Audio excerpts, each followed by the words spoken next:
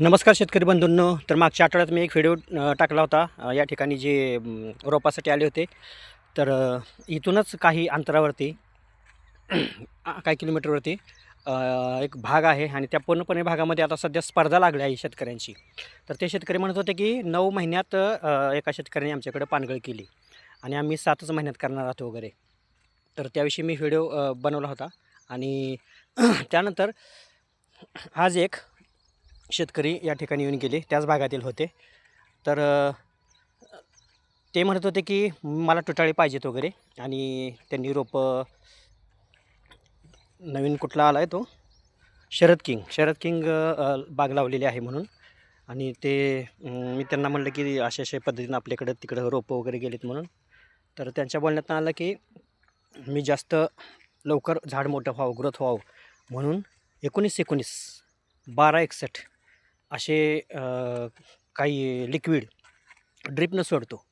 त्याचबरोबर त्यांनी कुठलीतरी कंपनी सांगितली, तर त्या कंपनीचे काही प्रोडक्ट्स पण ते वापरत आहेत आणि त्याच्यामुळं लवकरात लवकर झाड मोठं व्हावं अशी त्यांची अपेक्षा आहे मित्रांनो.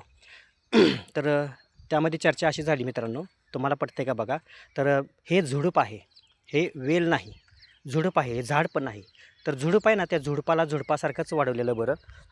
याला जास्त तुम्ही वेलवर्गीय असेल तर ठीक होतं बाबा, तुम्ही 19-19 सोडताय, 12-61 सोडताय किंवा आणखी काही लिक्विड वगैरे लिक्विड फॉर्ममध्ये तुम्ही खतं सोडताय. तर हे माझं असं म्हणणं आहे की तुम्ही 6 महिन्यापर्यंत लिक्विड हे वापरूच नका. तुम्हाला जर सोडायचं असेल तर सिलिकॉन सोडू शकता तुम्ही. तुम्हाला सोडायचंच आहे ड्रिपनं तर तुम्ही फॉस्फरिक ॲसिड सोडू शकता. पण लिक्विड खतं बिलकुल पण तुम्ही सोडू नकात. तर लिक्विड खतामुळे काय होतं, झाडाचा पेरा आहे ना तो मोठा पडतो आणि झाड हे मरगळतं किंवा असं पडतं खाली, फांद्या वगैरे अशा पडायला लागतात आणि पेरा जास्त पडल्यामुळं त्याच्यामध्ये फॉस्फरसचं प्रमाण कमी राहतं आणि त्याच्यामुळं झाड जे परिपक्व व्हायचं असतं किंवा काटकपणा त्यातला निघून जातो.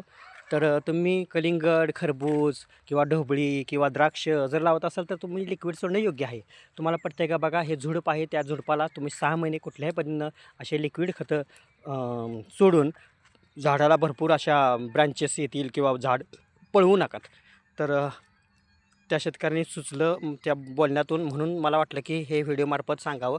कारण बरेच शेतकरी ड्रिप वापरतातच, जवळजवळ सगळेच, आपण नाही वापरत. पण त्या ड्रिप वापरण्यामुळे त्यांना वाटतं की काहीतरी झाड मोठं व्हावं म्हणून एक किलोभर 200 लिटर पाण्यात किलोभर 19-19 टाकावं, झाडाला लवकर लागू होतं ते वगैरे. पण आपण ह्याचा झुडूपपणा घालवतो मित्रांनो. त्याच्यामुळं तुम्हाला जरी वाटत असेल तरी तुम्हाला छाटणीचा खर्च वाढणार आहे आणि छाटणी करूनही ती काडी लगेच पक्व होत नाही मित्रांनो. तुम्हाला थांबावंच लागतं आणि दुसऱ्या छाटणीनंतर मग ते झाड तुम्हाला काडी पक्व झालेली दिसेल.